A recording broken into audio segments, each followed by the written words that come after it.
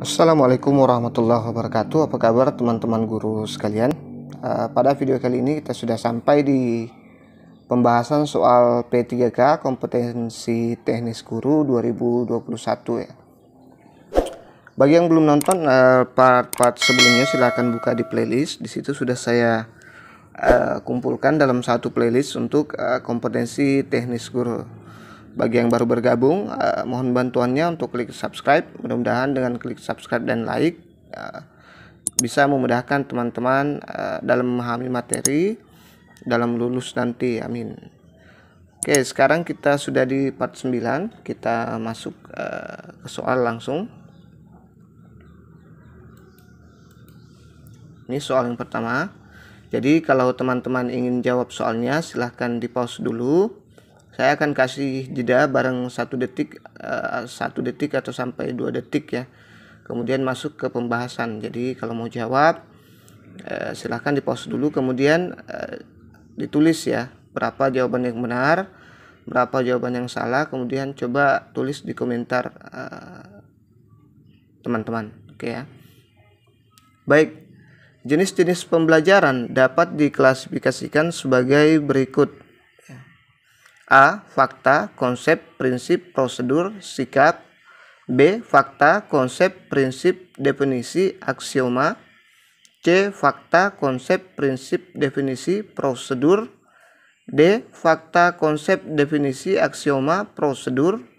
E. Konsep, definisi, aksioma, prosedur, fungsi.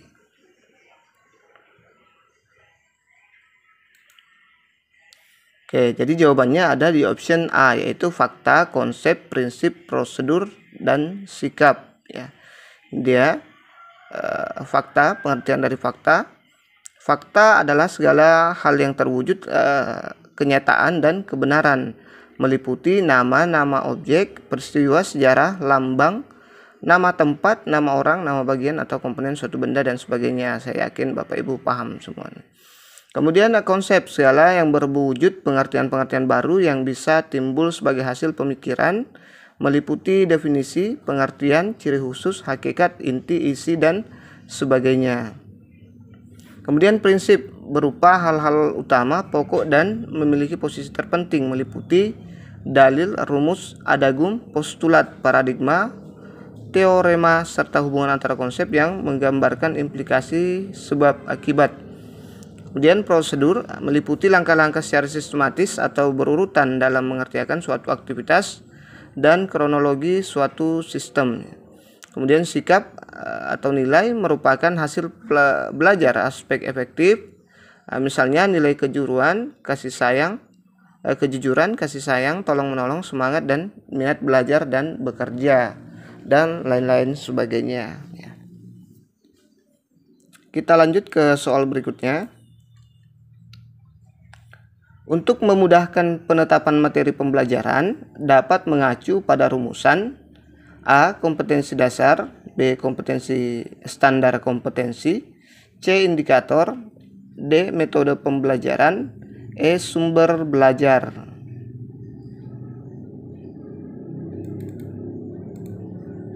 Jadi jawabannya adalah A. Kompetensi dasar. Kompetensi dasar adalah pengetahuan, keterampilan, dan sikap minimal yang harus dicapai oleh siswa ya. Jadi sikap minimal ya, untuk menunjukkan bahwa sikap siswa telah menguasai standar kompetensi yang telah ditetapkan. Oleh karena itu maka kompetensi dasar merupakan penjabaran dari standar kompetensi ya. Kita lanjut.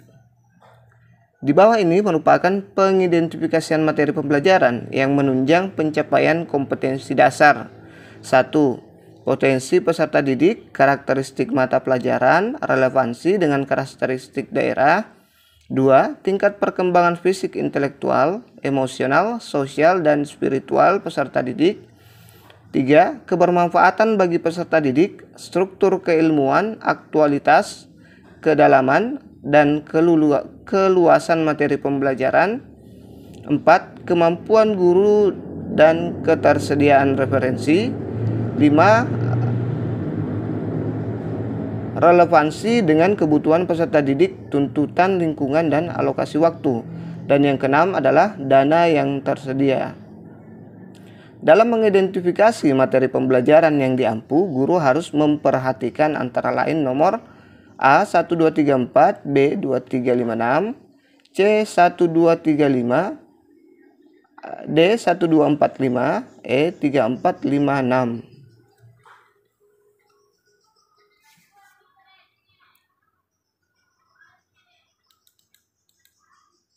Oke, ini dia pembahasannya. Ini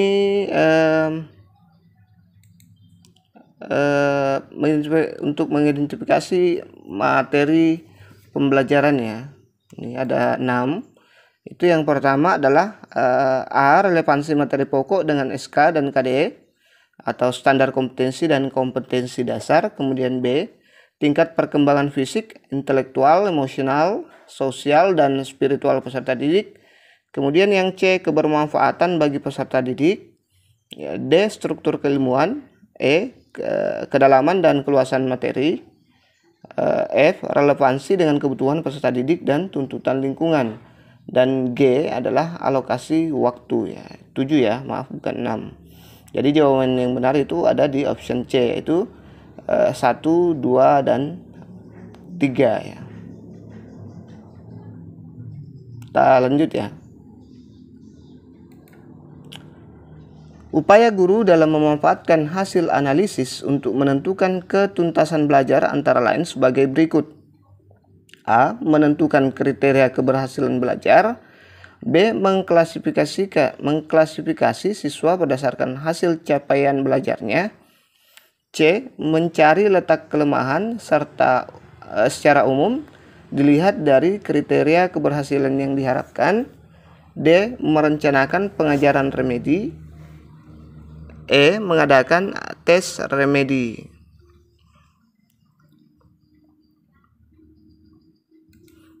Oke, jadi jawabannya ada di option C, yaitu mencari letak kelemahan secara umum dilihat dari kriteria keberhasilan yang diharapkan ya.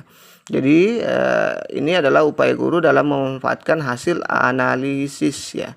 Setelah kita mencari kelemahan secara umum, kita akan kemudian merencanakan pengajaran remedi. Setelah merencanakan pengajaran remedi, kita lanjutkan lagi dengan mengadakan tes remedi ya. Saya kira seperti itu. Kita lanjut ke soal berikutnya. Upaya merancang pengayaan bagi peserta didik yang mencapai ketuntasan belajar optimal tampak dalam kegiatan guru sebagai berikut. A. Memberikan tambahan materi berupa sumber ajar dari pengarang yang berbeda. B. Memberikan tes tambahan dengan tingkat kesukaran yang lebih tinggi. C. Memberikan tambahan sumber bacaan yang lebih mendalam dan tingkat variasi yang tinggi. Berikut instrumen tesnya yang sesuai. D.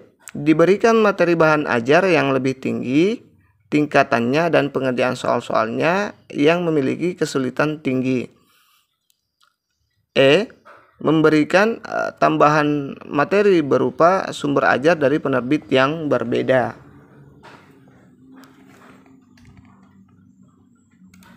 Oke, jadi jawabannya ada di option D ya. Diberikan materi bahan ajar yang lebih tinggi tingkatannya dan pengerjaan soal-soalnya yang memiliki kesulitan lebih tinggi ya. Namanya juga pengayaan, itu namanya mengkayakan siswa ya. Siswa sudah punya dasar, kemudian kita ingin mengkayakan siswa lagi, menambah kemampuan siswa, mengayakan pengayaannya. Lanjut. Pada setiap akhir kegiatan pembelajaran, guru bersama peserta didik melakukan kegiatan refleksi. Hal ini dilaksanakan untuk A. Mengukur ketuntasan peserta didik. B. Mengukur efektivitas proses pembelajaran. C. Mengukur hal-hal yang belum dipahami peserta didik. D. Menentukan langkah-langkah pertemuan berikutnya. E. Mengetahui materi yang belum terbahas dalam proses pembelajaran.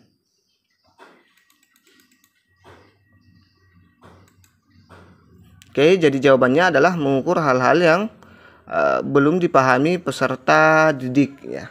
Karena inti dari refleksi itu ya untuk mengetahui sampai di mana pemahaman siswa, apakah masih ada yang belum paham, apakah materinya sudah bisa ditangkap dengan baik atau belum ya. Kita lanjut. Penilaian diatur dalam Permendiknas RI nomor A. Permendiknas RI nomor 16 tahun 2007. B. Permendiknas RI nomor 20 tahun 2007. C. Permendiknas RI nomor 41 tahun 2007. Maaf, salah ketik. D. Permendiknas RI nomor 13 tahun 2007. E. Permendiknas RI nomor 19 tahun 2007. Oke, jadi jawabannya adalah Permendiknas RI nomor 20 tahun 2007 ya. Oke, ini dia peraturan Mendiknas nomor 20 tahun 2007 tentang standar penilaian. Next. Untuk menghindari penilaian yang subjektif dan untuk memudahkan guru dalam menilai prestasi yang dicapai peserta didik, maka dalam penilaian ranah psikomotor guru menggunakan A. Soal pilihan ganda, B. Soal jawaban singkat, C. Soal uraian objektif, D. Kriteria, E. Tes performance.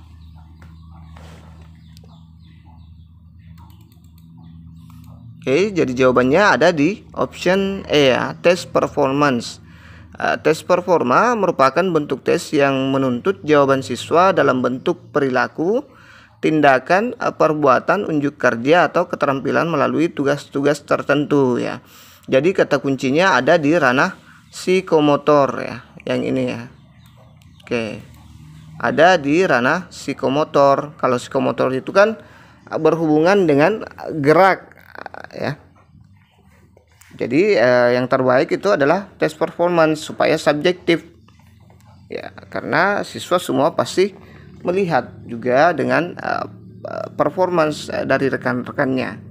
Itu bisa dinilai dari performance ya. Next, nomor selanjutnya. Penilaian portofolio dapat dilaksanakan dengan cara A. Memberikan penilaian menyeluruh terhadap tugas-tugas peserta didik. B. Mengumpulkan lembaran-lembaran jawaban hasil tes harian dan ulangan akhir semester tiap peserta didik. C. Mengumpulkan hasil kerja masing-masing peserta didik yang telah diberikan masukan baik oleh guru dan rekan peserta dalam suatu album sebagai bukti hasil belajar. D. Mengumpulkan lembaran-lembaran jawaban hasil ulangan tiap peserta didik untuk melihat kesulitan peserta didik dalam memahami pokok bahasan tertentu dan kemudian diberikan pembelajaran remedi. Kemudian yang E, mengumpulkan lembaran-lembaran hasil pekerjaan tugas, gambar-gambar dan hasil ulangan tiap peserta didik.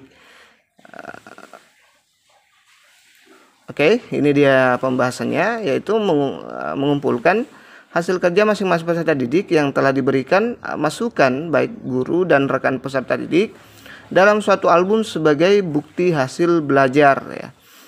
Kenapa ini perlu masukan dari guru dan teman rekan peserta didik itu sangat perlu sebagai bukti bahwa itu adalah hasil belajar ya. Ini dia langkah-langkah evaluasi portofolio. Penilaian portofolio dapat dilakukan dengan langkah-langkah sebagai berikut. Yang pertama, jelaskan kepada peserta didik arti dari tugas portofolio. Kemudian yang kedua, jelaskan portofolio sampel yang dapat digunakan. Yang ketiga, peserta didik diminta untuk mengumpulkan dan mengarsipkan portofolio. 4. Cantumkan tanggal pembuatan pada setiap bukti atau bukti hasil belajar. Kemudian tentukan kriteria evaluasi sampel portofolio.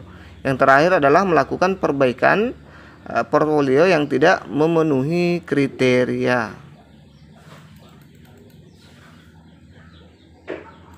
Oke, kita ke soal selanjutnya. Dalam mengembangkan instrumen penilaian dan evaluasi, proses dan hasil belajar harus memperhatikan A. substansi, konstruksi, bahasa. B. Substansi, konstruksi, validitas, skor. C. Substansi, bahasa, konstruksi, skor. Kemudian yang D. Substansi, validitas, bahasa, reliabilitas. E. Substansi, konstruksi, validitas, reliabilitas.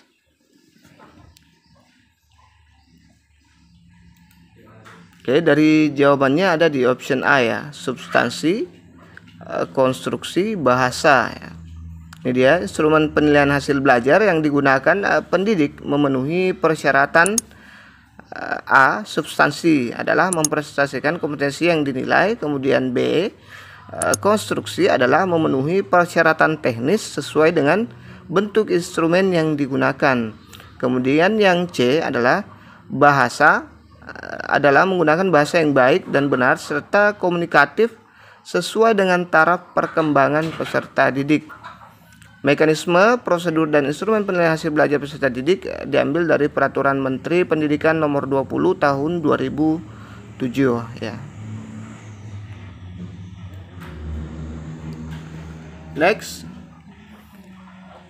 Di bawah ini yang merupakan ciri-ciri dari penilaian kelas adalah A. Penentuan tujuan tes, penyusunan kisi-kisi tes, penulisan soal, penelaahan soal, perakitan soal, analisis soal.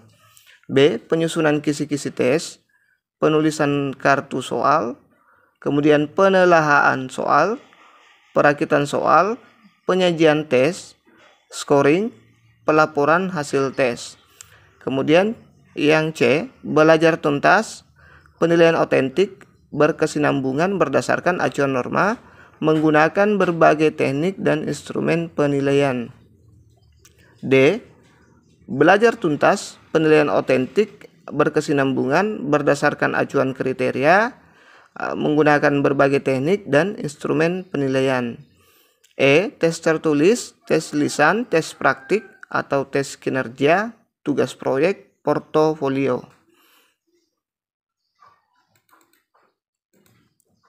Jadi jawabannya ada di option D ya, yaitu belajar tuntas, kemudian penilaian otentik, berkesinambungan berdasarkan acuan kriteria, menggunakan berbagai teknik dan instrumen penilaian. Ini dia, penilaian kelas merupakan proses pengumpulan dan penggunaan informasi oleh guru melalui sejumlah bukti untuk membuat keputusan tentang pencapaian hasil belajar atau kompetensi siswa ya. Ciri-ciri penilaian kelas adalah 1. Belajar tuntas atau otentik, berkesinambungan berdasarkan acuan kriteria atau patokan, kemudian menggunakan berbagai cara dan alat penilaian.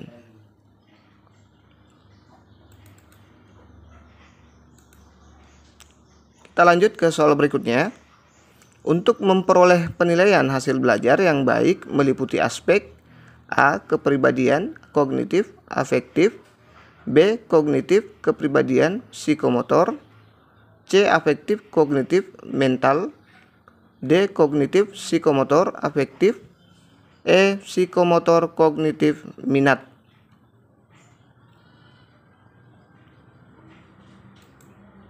Jadi jawabannya ada di option D ya, kognitif, psikomotor, afektif. Terdapat 3 aspek dalam evaluasi pembelajaran yang menurut Benjamin S. Bloom di situ dinamakan taksonomi Bloom, yakni kognitif, afektif, dan psikomotorik. Ranah kognitif memiliki 6 tingkatan, yakni pengetahuan, pemahaman, penerapan, analisis, sintesis, dan evaluasi. Ini sudah banyak jenis ini muncul ya, soal ini sudah banyak jenisnya yang muncul, jadi tonton part-part sebelumnya, jangan sampai muncul salah satu soal ini nanti. Kita lanjut. Upaya guru dalam memberikan kesempatan kepada siswa untuk merefleksikan pengalaman belajar yang telah dialami yang paling optimal adalah dengan cara A. Guru memberikan tes atau pekerjaan rumah setiap akhir pelajaran. B. Guru menggunakan pertanyaan terarah maupun pertanyaan bersifat penelusuran saat pembelajaran berlangsung. C. Guru mewawancarai tiap siswa tentang capaian atau masalah belajar yang dihadapi siswa dalam belajar. D. Guru menugaskan siswa untuk menuliskan kesulitan siswa dalam belajar ya. Jadi merefleksikan yang paling optimal ya. Jadi saya lebih memilih option D ya, guru menugaskan siswa untuk menulis kesulitan siswa dalam belajar ya. Kalau guru mewawancarai tiap siswa itu saya pikir dia agak rempong ya, agak ribet ya, agak berat untuk dilaksanakan. Kalau guru menggunakan pertanyaan terarah, itu juga bisa menjebak siswa yang nanti malah hasilnya akan tidak seperti yang diinginkan. Kemudian yang A, ini guru memberikan tes atau pekerjaan rumah setiap akhir pelajaran. Nah, ini biasa saja ya. Ini biasa saja menurut saya. Oke, itu saja dulu yang sempat kita bahas pada kesempatan kali ini. Jangan lupa subscribe dan like. Bantu juga share ke teman-teman. Mudah-mudahan bisa lebih manfaat lagi ya. Oke, terima kasih sudah nonton. Assalamualaikum warahmatullahi wabarakatuh.